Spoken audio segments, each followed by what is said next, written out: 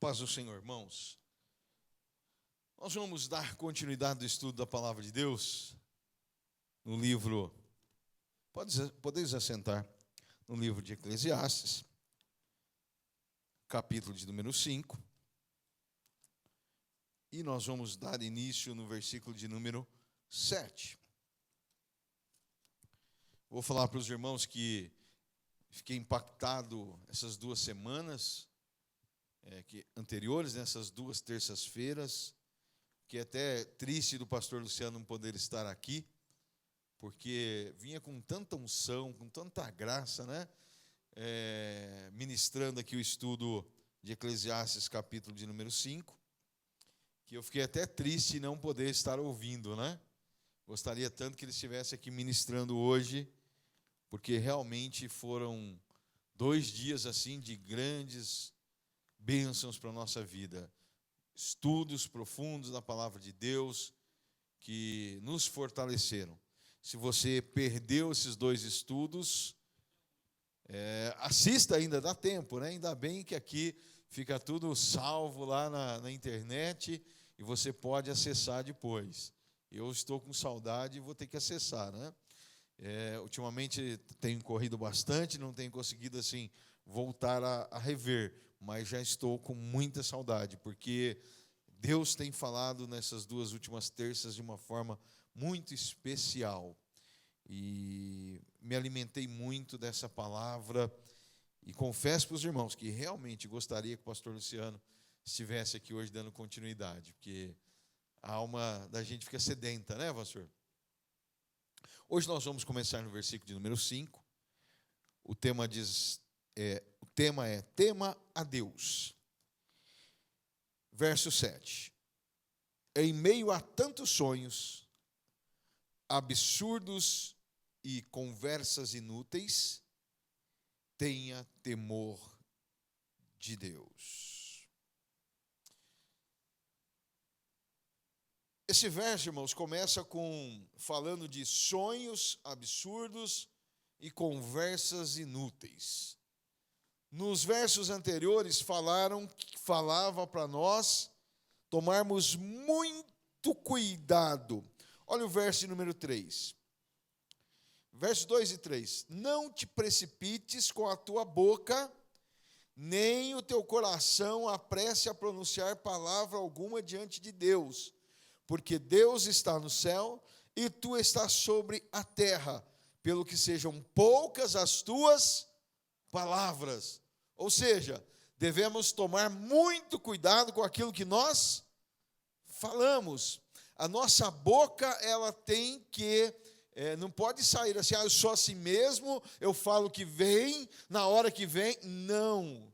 O crente precisa de ter domínio próprio e um controle muito grande na sua boca.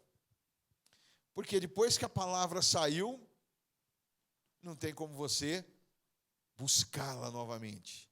Tem como você trazer para dentro, né? Olha, eu vou voltar aqui, né? Vou fazer um replay aqui, vou voltar aqui e vou fazer diferente, né? Voltei tudo aqui atrás e rebobinei a fita e mudei. Não dá mais, não tem jeito. Você falou aquela palavra, saiu, pronto.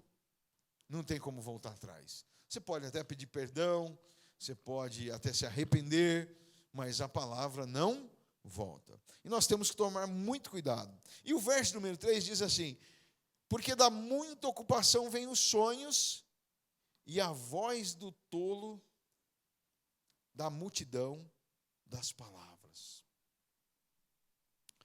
Da onde vêm os sonhos? Das muitas preocupações. E aqui o verso de hoje, o 7, em meio a tantos sonhos. Em meio a tantos sonhos vindo da onde? Não é sonhos de Deus, que você deitou lá, sonhou, Deus projetou para você algo, e você teve um sonho da parte de Deus. Não, está dizendo aqui, nós vamos voltar um pouquinho. Porque da muita ocupação vêm os sonhos. Em meio a tantos sonhos. Sonhos que vieram da onde? Das ocupações, das preocupações do dia, das ansiedades. Enquanto a palavra de Deus diz, lançando sobre ele todas as vossas ansiedades, porque ele tem cuidado de vós.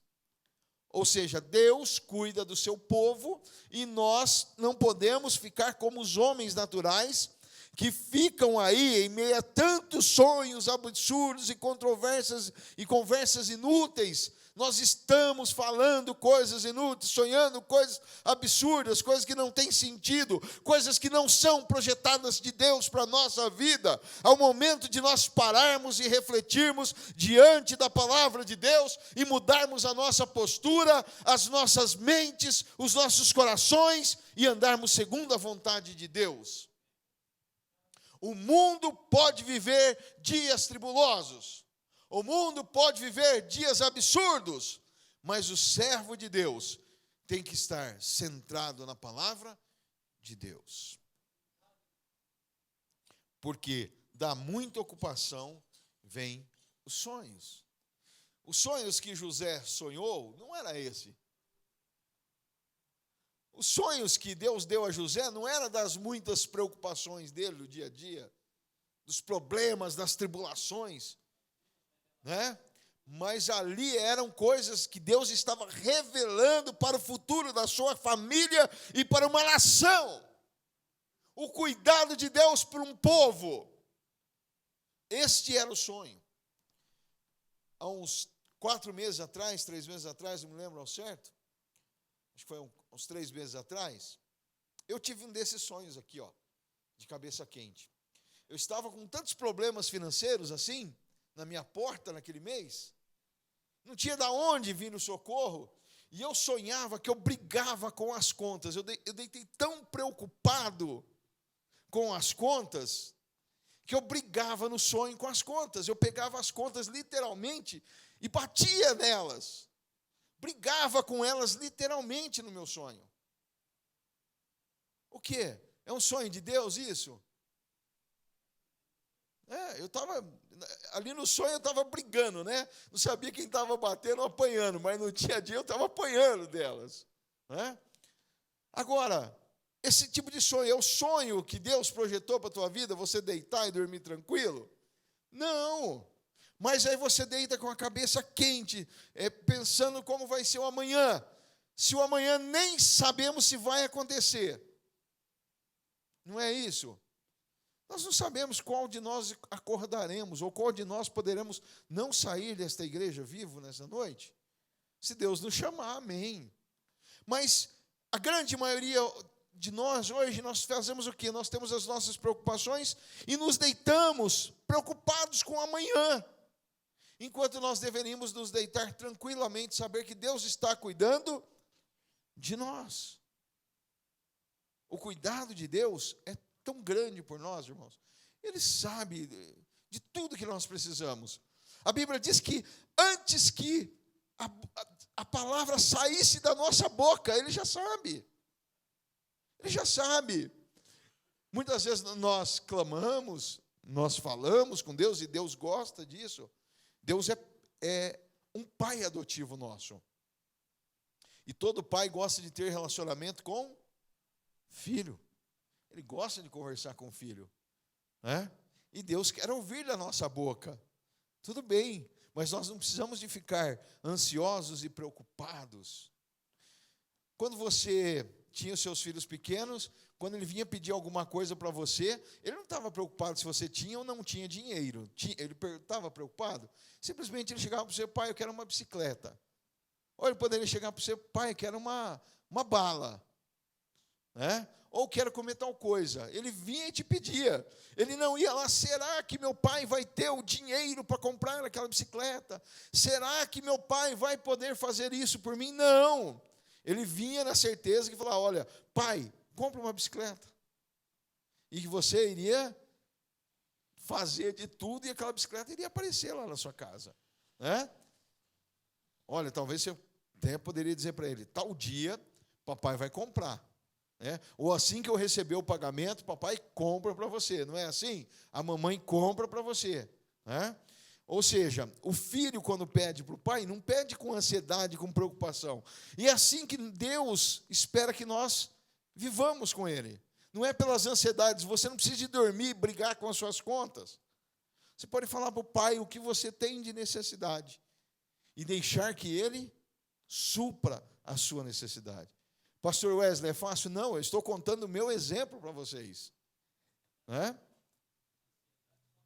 A ansiedade só piora. Domingo à noite, na mensagem, nós ouvimos, né? O que acontece quando você está ansioso, quando você está preocupado, a imunidade baixa, você fica suscetível às doenças, enfermidades e tudo mais. E Deus não quer isso para os seus filhos. Agora, no dia a dia viver isso, só quando você se enquadra na palavra de Deus. Senão você vai fazer como eu. Você vai ter sonhos brigando com as dívidas, com as duplicatas, com os cheques, com o cartão de crédito. Não é? Você vai brigar. Não é isso? Com a conta de água, com a conta de luz. E vai vir todo mês, viu, gente? Não é nem profecia, né, isso, né? Isso é uma coisa que todo mundo já sabe, né? Vou dizer claramente para você, todo mês você vai ter contas para pagar. Mas Deus é aquele que supre as nossas necessidades. Amém?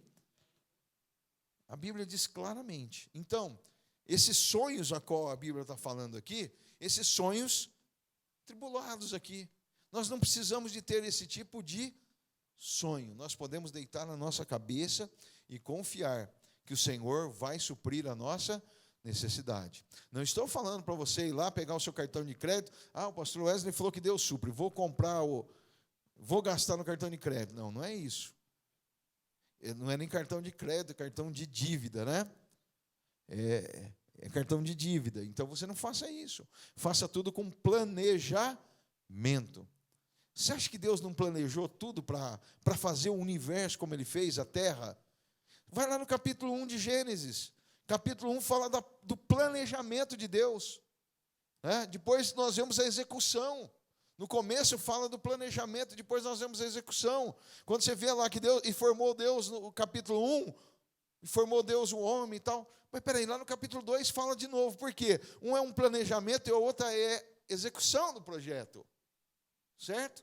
Deus sempre planejou tudo. Tanto é que quando o homem pecou, nós vamos até falar sobre isso, Deus foi lá e já deu a solução. Planejou. E a solução não foi para o dia seguinte, foi para séculos no futuro. Certo? Mas seja, lá no futuro vai cumprir isso que eu estou dizendo para vocês. Né? Então se planeje. Né? Não é? Olha, Deus cuida, mas quanto que é o seu salário? É R$2.000? Viva com aqueles R$2.000. Se planeje para viver dentro das suas possibilidades. Se esforce, dedique-se, peça a Deus. Ele dá aumento de salário, Ele multiplica o teu salário. Eu já vivi a multiplicação dentro da minha casa inúmeras vezes, irmãos, de não ter da onde tirar, e o Senhor multiplicar tudo, o pouco que tinha lá, Ele multiplicava, até que o dinheiro vinha. E quando o dinheiro entrava, também acabava a multiplicação. Né? Foi como o maná. O maná ele veio até enquanto o povo estava lá no deserto. Quando o povo pisou o pé lá na terra prometida, onde manava leite e mel, acabou a mamata, meu irmão. Agora vocês vão ter que lutar aqui e pelejar por essa terra. E lembre-se que mesmo na terra prometida, tem gigante. Tiveram que matar gigantes. Hoje eu tive a oportunidade de conversar com um jovem, e ele ficou muito tempo desempregado, e agora ele entrou lá, e ele é de uma outra igreja, e ele falou comigo, e explicando a situação dele, e eu disse isso para ele: olha, se Deus abriu essa porta para você, não cruze os braços, não. Saia para matar todo dia um gigante, porque a terra é prometida, mana leite e mel, mas você precisa de enfrentar os gigantes.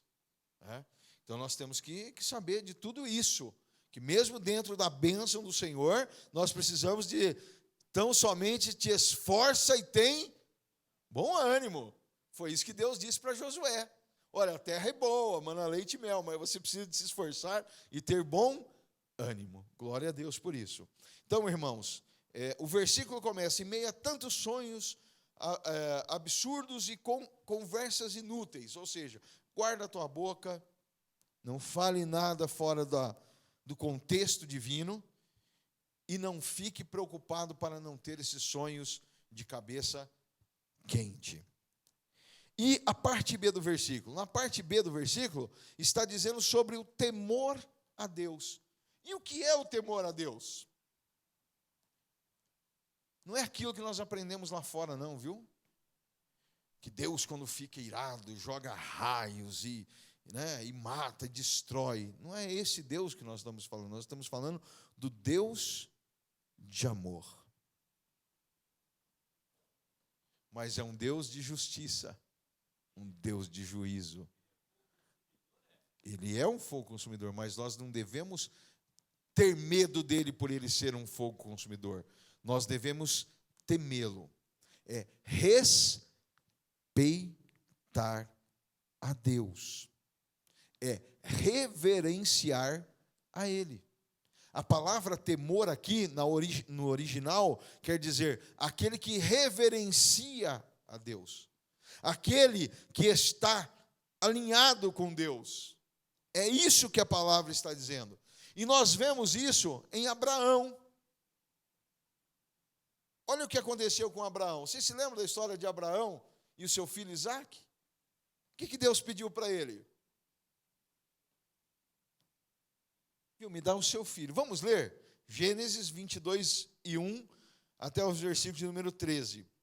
Passado algum tempo, Deus pôs Abraão à prova, dizendo-lhe: Abraão, e ele respondeu: eis-me aqui.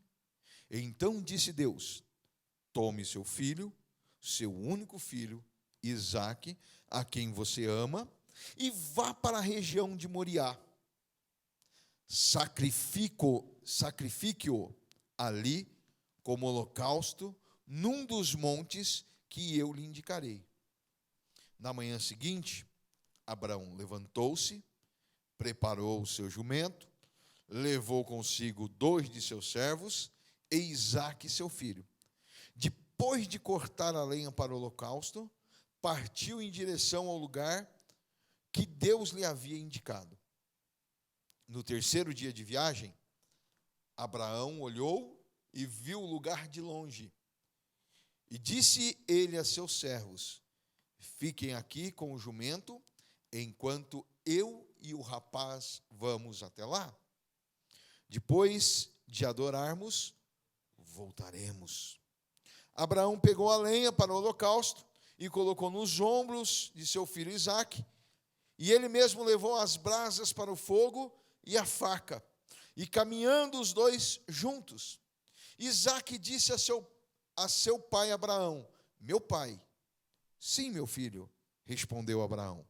Isaque perguntou: as brasas e a lenha estão aqui, mas onde está o cordeiro para o holocausto? Respondeu Abraão: Deus mesmo há de prover o cordeiro para o holocausto, meu filho. E os dois continuaram a caminhar juntos. Quando chegaram ao lugar que Deus lhe havia indicado, Abraão construiu um altar e sobre ele arrumou a lenha. E amarrou seu filho Isaque e colocou-o sobre o altar, em cima da lenha. Então estendeu a mão e pegou a faca para sacrificar seu filho. Mas o anjo do Senhor o chamou do céu: Abraão, Abraão. Eis-me aqui, respondeu ele. Não toques no rapaz, disse o anjo. Não lhes faça nada, porque agora sei que você teme a Deus. Agora sei que você tem medo de Deus. Não, agora sei que você reverencia a Deus mais do que a todas as coisas. Glória a Deus. Porque não me negou o seu filho, o seu único filho. Abraão ergueu os olhos e viu um cordeiro preso pelos chifres no arbusto. Foi lá e pegou-o e sacrificou-o como holocausto em lugar do seu filho. Isto é o temor a Deus. Não é ter medo do que ele possa fazer, porque Ele pode fazer tudo, inclusive destruir as nossas almas, lançar no lago de enxofre. Mas não é por isso nós vamos ter medo de Deus, não, nós vamos respeitá-lo e reverenciá-lo, porque nós o amamos. Nós sabemos que Ele é o nosso Deus Todo-Poderoso, e nós sabemos que Ele providenciou para nós a salvação, aleluia. Por isso nós estamos aqui nessa noite reverenciando a esse Deus. Abraão não tinha medo de Deus. Sabe por que Abraão não tinha medo de Deus? Porque ele falava com Deus. Ele tinha intimidade com Deus, ele sabia quem era Deus. Ele sabia das promessas que Deus havia feito para ele anos anteriores. Olha, Abraão, sai da tua casa, no meio da tua parentela, vai para um lugar que eu vou te mostrar. Deus nem havia mostrado nada para ele, o lugar, ele saiu da terra, obedeceu à voz do Senhor, teve experiências com Deus, viveu experiências maravilhosas. Depois Deus prometeu que faria dele uma grande nação, e na sua velhice Deus vai lá e dá Isaque. Ou seja, ele tinha uma íntima comunhão com Deus. As pessoas que têm medo de Deus é porque não têm intimidade com Ele. Porque Deus sabe das nossas falhas, das nossas faltas, mas aquele que se arrepende alcança misericórdia. Deus é um Deus de amor, um Deus de misericórdia, um Deus de bondade. Mas Ele também é um Deus de justiça. E nós vamos falar sobre a justiça de Deus também nessa noite, se Deus quiser. Também nós podemos notar o caso das hebreias. Abraão tinha tanta intimidade com Deus que foi oferecer o seu filho. E as hebreias fizeram algo diferente. Êxodo capítulo 1, a partir dos versículos 17 até o versículo de número 22. Todavia, as parteiras temeram a Deus. Gente, vocês sabem quem que elas desobedeceram? O faraó do Egito. A autoridade máxima que poderia matá-las. Eles falaram assim, olha, nós não tememos você, nós tememos a Deus. Nós podemos até morrer, mas nós não vamos te obedecer. Foi isso que elas fizeram, irmãos. Foi isso. Olha que coisa interessante. E não obedeceram às ordens do rei do Egito. Deixaram viver os meninos.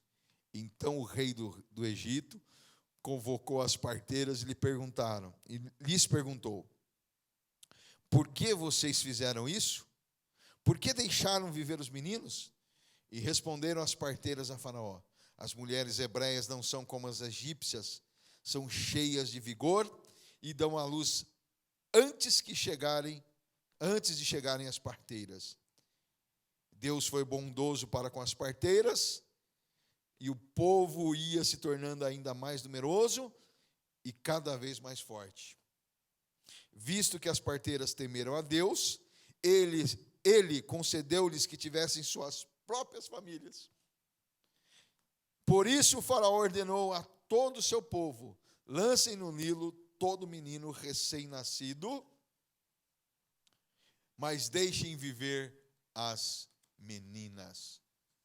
Mais uma vez, essas mulheres aqui não estavam com medo de Deus, mas elas sabiam quem era Deus. E elas temeram matar as crianças. E desobedeceram uma lei do superior. Só que Deus se agradou das parteiras. E Deus abençoou as parteiras. E concedeu que elas tivessem suas próprias famílias. Foram mulheres abençoadas por Deus. Não porque tinham medo de Deus, mas porque respeitavam a Deus e reverenciaram a Ele. Nós não vamos obedecer ao homem. Nós não vamos cometer homicídio. Mas nós vamos reverenciar a Deus. Temer o Senhor, irmãos, está intrinsecamente ligado a ser um adorador. Nós demonstramos a Ele o quanto nós o amamos. Pastor, mas eu não sou perfeito. Ninguém está falando em perfeição, nós estamos falando em amor. Existe um exemplo muito grande, que já foi citado aqui várias vezes na igreja, de um filho que deserdou, e ele foi preso, e a mãe foi lá pedir clemência, misericórdia. Aí o oficial maior lá disse: olha, seu filho é um deserdor, ele tem que morrer, a pena é a morte. Mas olha, eu sei de tudo isso, mas eu estou aqui pedindo misericórdia, clemência pelo meu filho. É isso. Deus sabe quem nós somos, mas nós vivemos debaixo da sua misericórdia, do seu amor, da sua graça que é infinita. Agora, nós precisamos desejar e amar a Deus sobre todas as coisas. O quanto você ama a Ele, o quanto você teme a Ele. A Bíblia diz que o temor do Senhor é o princípio de toda sabedoria. E eu não posso acreditar que lá no mundo existam homens sábios que não temam a Deus. Existem homens lá fora que têm muito conhecimento intelectual, filosófico, mas não têm sabedoria de Deus. São cultos naquilo que é natural, mas não conhecem nada das coisas espirituais, não sabem nada sobre Deus e o futuro das suas almas. Agora, nós que estamos aqui conhecemos a Deus. O que nos falta é de nós estarmos intrinsecamente ligados a Ele, no amor dEle. Nós precisamos desejar esse amor e temer a Deus sobre todas as coisas. Oh, aleluia! Será que nós acordamos pela manhã e agradecemos por Ele, pela salvação, por nós conhecermos a Ele, pelo Espírito Santo ter aberto a nossa mente? Porque, irmãos, quantos homens nascem todos os dias e morrem todos os dias sem conhecer a Deus?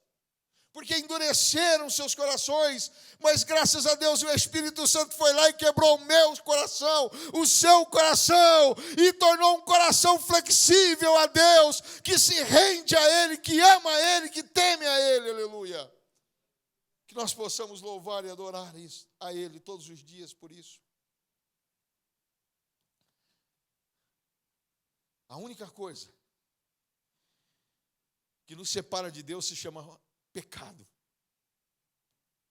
Mas, quando nós nos arrependemos, Ele torna-nos ligar a Ele novamente. Havia um homem que tinha um relacionamento com Deus especial. O nome dele é Adão. Todo mundo já ouviu falar nele, né? Até os ateus já conhecem Adão. A historinha de Adão, né? Eu falo a história de Adão porque um homem que tinha uma comunhão com Deus invejável, né? Deus vinha falar com ele todos os dias. Todos os dias Deus vinha bater papo com aquele camarada, com aquele homem. Mas um dia ele pecou, desobedeceu a Deus. E olha o que diz em Gênesis capítulo 3 e verso 10.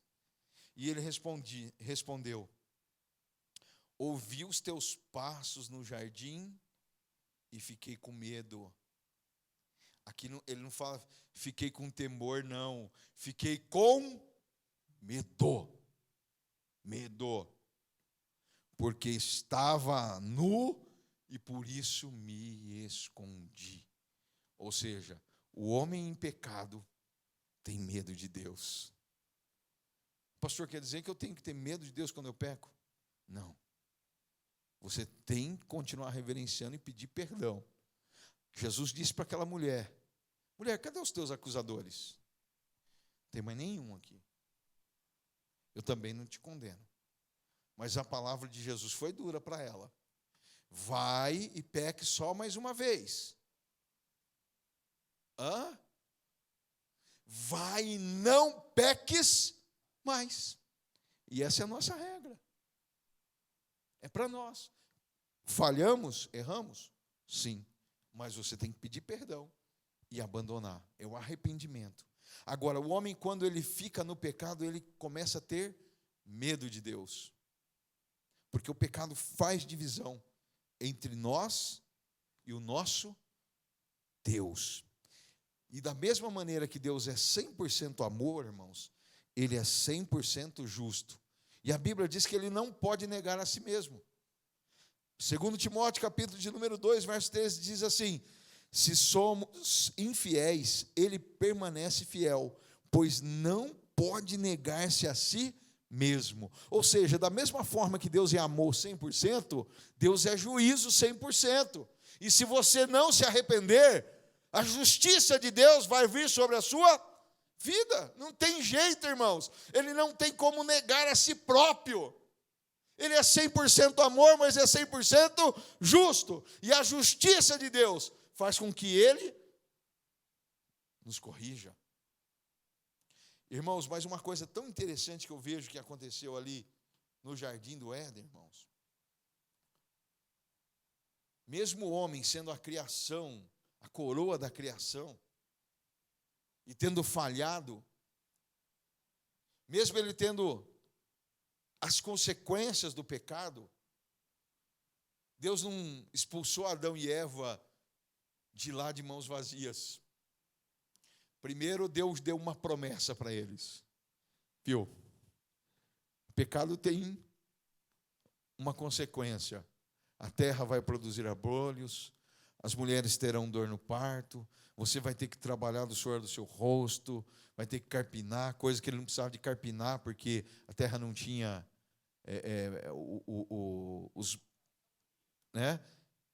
o mato, né? Agora ele ia ter que limpar a terra para poder produzir. Só que Deus fala para ele: olha, só que tem uma coisa, você não vai sair do Éden de mãos vazias. Deus vai lá e dá uma promessa, que da mulher nasceria um que esmagaria a cabeça da serpente. A serpente ali não era a serpente, a cobra que havia falado com Eva, mas sim aquele que entrou na serpente, Satanás. Vocês vão sair daqui, estão sendo expulsos do paraíso, mas eu tenho um paraíso preparado para vocês. Um dia meu filho vai nascer de uma mulher, vai pisar a cabeça daquele que fez com que vocês caíssem hoje, que enganou a mulher. Então o homem sai com uma promessa. Segundo, eles estavam nus. Sabe o que Deus fez? Ao cuidar de Deus, costurou roupas para o homem. Vocês não vão fazer a roupa, não. A primeira roupa eu faço eu para vocês. Cuidado de Deus com eles, irmãos, para expulsá-los de lá. Mesmo que a justiça de Deus estava vindo sobre eles, o amor de Deus ainda continuava sobre eles. Vocês vão embora do paraíso, vão pagar um preço pela desobediência, pelo pecado, mas o meu cuidado está sobre vocês. E hoje nós desfrutamos desse mesmo cuidado de Deus, aleluia. Glória a Deus. Oh, aleluia.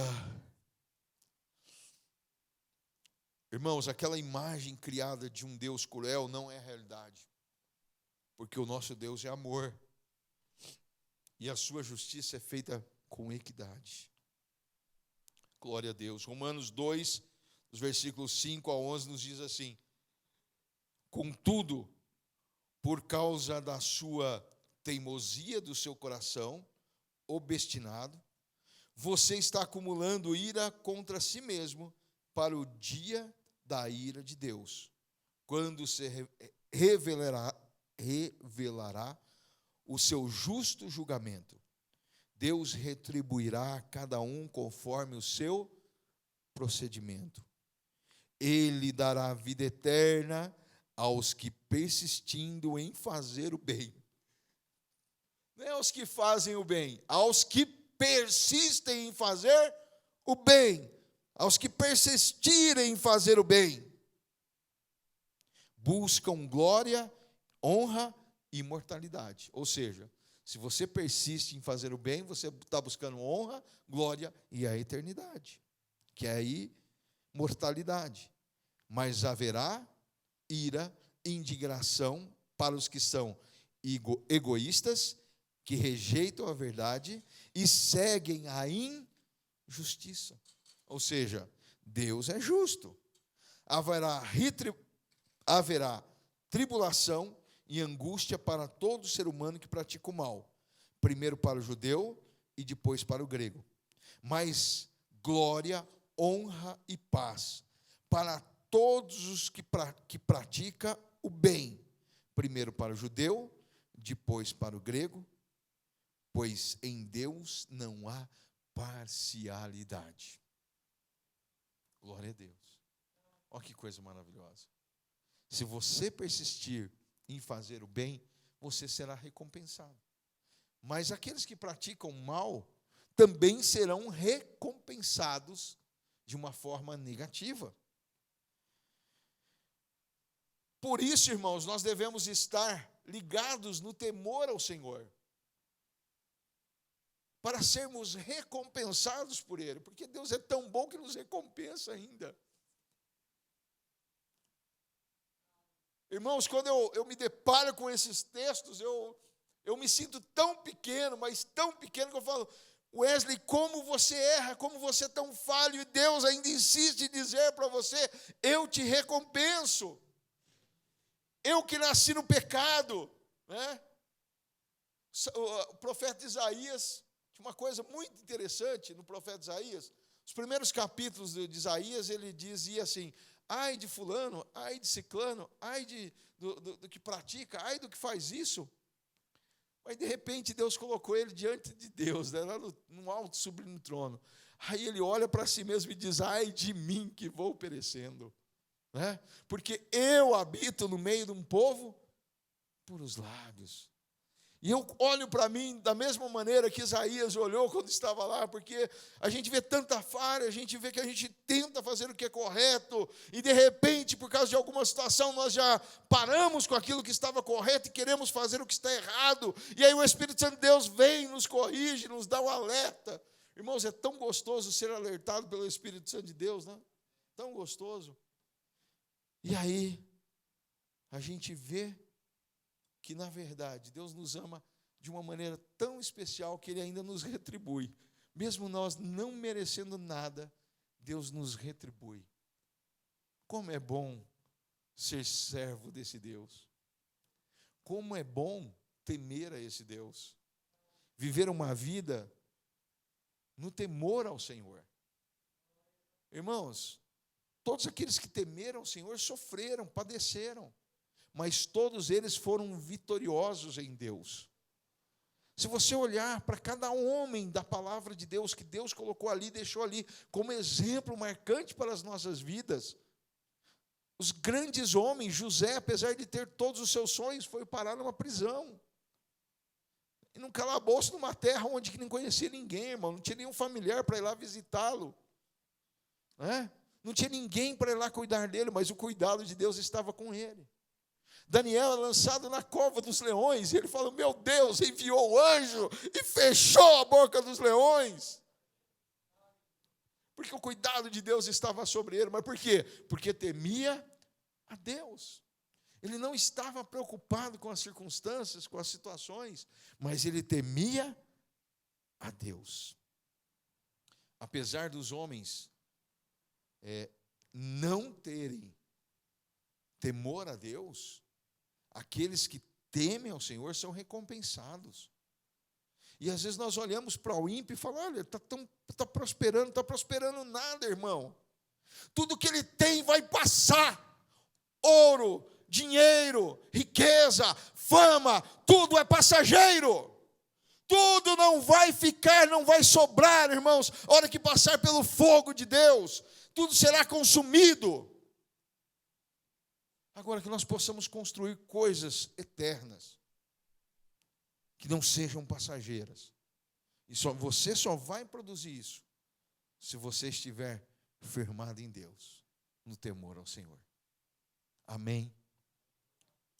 Não tenha medo de Deus. Errou? Você tem um advogado que chama Jesus Cristo. Ele julga as nossas causas. Agora, Deus te perdoou, ergue a tua cabeça, continue como se não tivesse acontecido nada. Porque Satanás, irmãos, ele vai querer te apontar o dedo e te acusar. Mas a Bíblia diz que nenhuma condenação há para aqueles que estão em Cristo Jesus, que não andam segundo a carne. Agora, se você viver segundo a carne, Não tem jeito, ele vai te acusar. Mas se você pecou e se arrependeu, o Espírito Santo de Deus te perdoa. O Senhor é o seu advogado. E você não precisa de ter medo de Deus, mas só temer a Ele. Que Deus abençoe. Curva a sua cabeça. Pai, graças te damos, Senhor, por esta palavra, Senhor, que tem falado fortemente ao meu coração. Eu te louvo, ó Deus, pelo teu amor, pela tua justiça, pela tua bondade, pela tua misericórdia, pela tua santidade, ó Pai, por todos os teus atributos, ó Pai, tanto morais como atributos, ó Pai, divino, ó Pai, que nenhum homem poderá ter, ó Pai. Mas nós estamos aqui, como tua igreja, dizendo que nós tememos a Ti e que nós queremos ter um relacionamento contigo, Senhor. Visita-nos, ó Deus, a todos os dias, ó Pai, assim como o Senhor visitava Adão, ó Pai. Nós nos colocamos, ó Pai, como este homem, Senhor. E nós queremos, Senhor, ter a Tua visitação diária no nosso lar, no nosso trabalho, aonde nós estivermos, ó Pai, que o Senhor possa estar sentado conosco, que o Senhor possa estar caminhando conosco. Nós queremos ter essa amizade contigo, ó Pai. Queremos ter um relacionamento, ó Pai, que as pessoas olhem para nós e não consigam distinguir por que nós somos assim, ó Pai, tão parecidos contigo. Como esse homem se parece tanto com Deus. Como esta mulher se parece tanto, ó Pai. Nós queremos parecer contigo cada dia mais e mais, ó Pai. Que a nossa mente, ó Pai, esteja, Senhor, sintonizada em Ti, ó Pai. Que nós tenhamos, Senhor, pensamentos do céu. Que os nossos sonhos, ó Pai, não sejam sonhos de preocupação, mas sejam sonhos de bênção, de prosperidade, tanto para nós como para aqueles que estão conosco, ó Pai, para a Tua igreja, Senhor, para esta nação. Que cada um dos Teus servos, ó Pai, sejam pessoas sábias, que tenham discernimento do Espírito Santo para fazer coisas novas em Ti, ó Pai. E que tudo que nós fizermos, o Teu nome seja honrado, louvado e glorificado. Assim como o Senhor foi honrado através da vida de Daniel. Que nós possamos honrar o Teu nome, Senhor. Usa-nos, ó Deus, como um diferencial nessa terra. Que as nossas ações, ó Pai, falem mais alto do que as nossas palavras, Senhor. E que cada um de nós, Senhor, possamos verdadeiramente, ó Pai, dia após dia, tomar a nossa cruz, ó Pai, e seguir a Ti, ó Pai, com sinceridade no coração, com retidão, ó Deus. Que as coisas desonestas, que as coisas que parecem ser até éticas aos homens, mas que não convém um cristão viver, que nós a abandonemos e vivemos verdadeiramente uma vida diferenciada na santificação a Ti, ó Pai.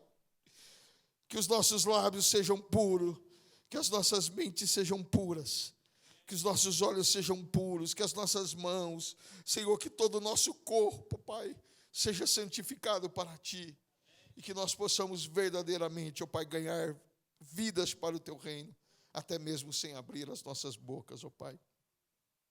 Que esta palavra, Senhor, produza em nós o fruto necessário para as nossas vidas, Senhor. Que nós tenhamos cuidado no que falar, ó Pai.